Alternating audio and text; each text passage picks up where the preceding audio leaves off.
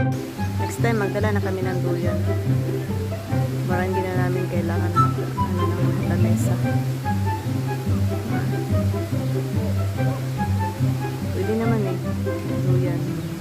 Sabit lang.